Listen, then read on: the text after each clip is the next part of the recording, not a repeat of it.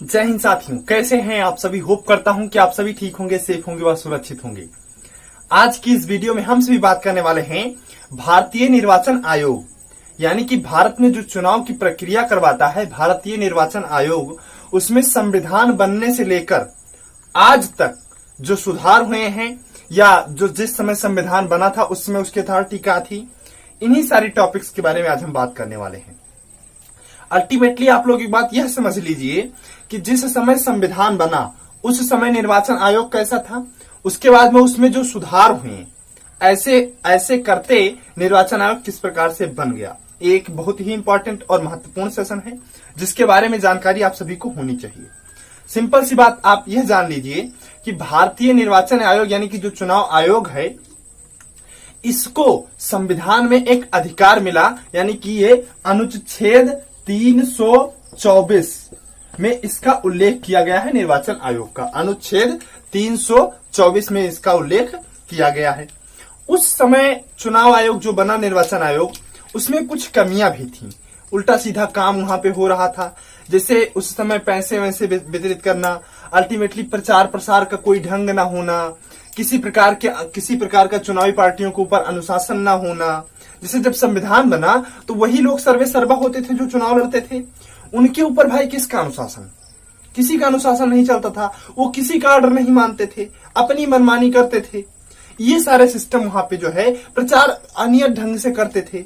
ये सारे सिस्टम वहां पे जो है चल रहा था, कहीं पे कोई दिक्कत वहां पे नहीं आ रही थी। इसी बात को देखते हुए फिर भारतीय संविधान में एक संशोधन हुआ जो बाद में एक एक्ट बना।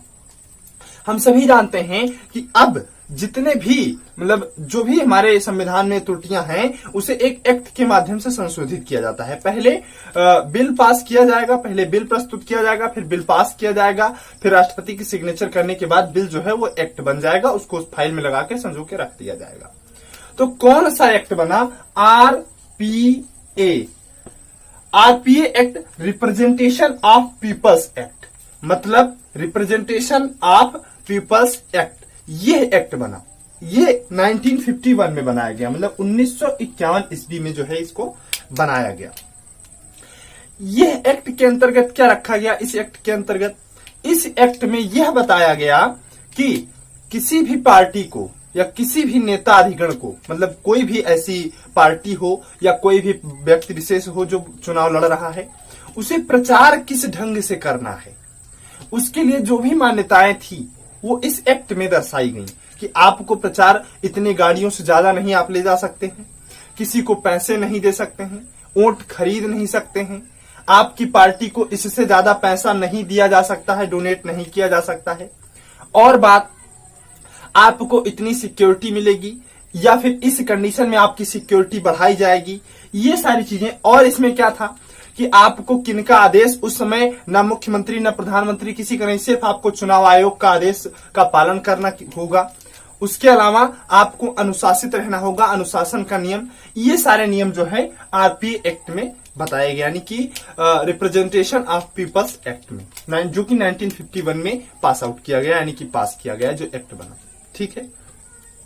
उसके बाद में एक चुनाव आयोग में एक एक्ट और पारित हुआ। कैसा एक्ट? उस एक्ट का नाम है ESRDO।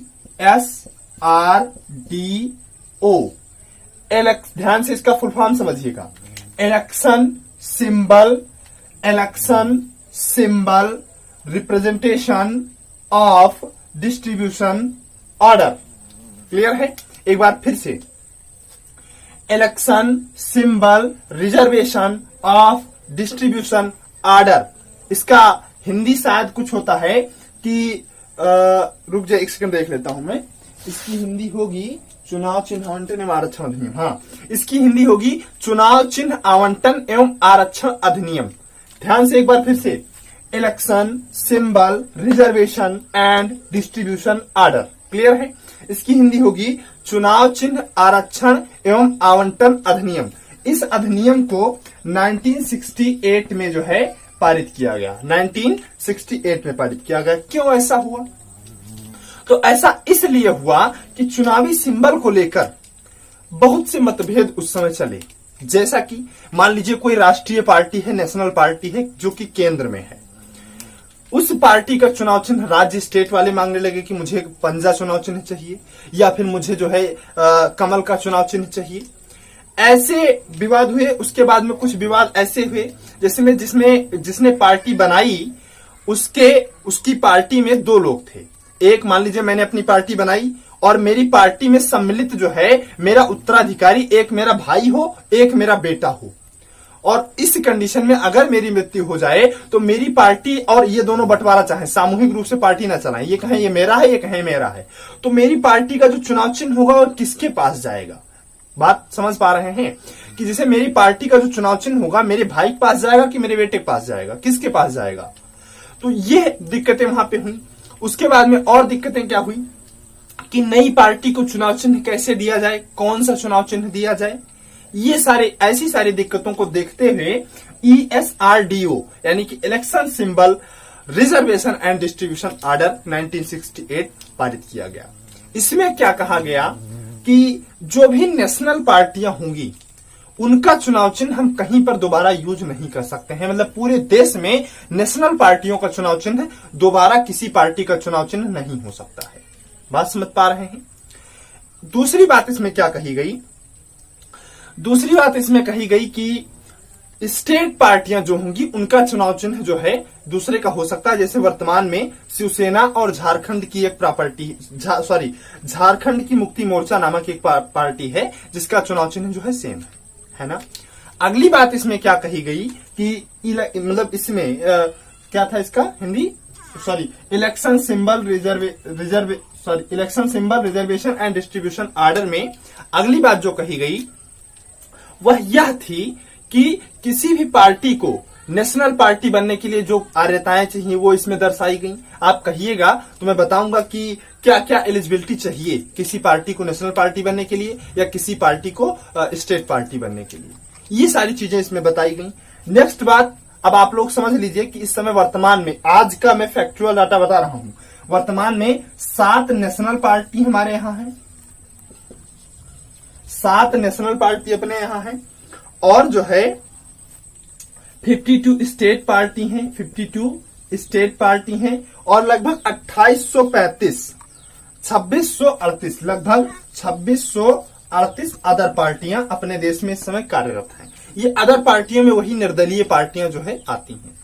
आने वाली वीडियो में मैं आप लोगों को बताऊंगा कि कैसे कोई अन्य पार्टी जो है स्टेट पार्टी में शामिल होती है या कैसे कोई स्टेट पार्टी नेशनल पार्टी में शामिल होती है। इन दोनों में अंतर क्या है, यही सारी चीजें आने वाली वीडियो में आप लोगों को समझाऊंगा। तो आशा करता हूं आप ये सारे एक्ट जो हैं समझ गए होंगे। मिलते हैं नेक्स्ट वीडियो में इस ऐसी इंटरेस्टिंग टॉपिक को लेकर, तब तक के लिए आप सभी को जय हिंद।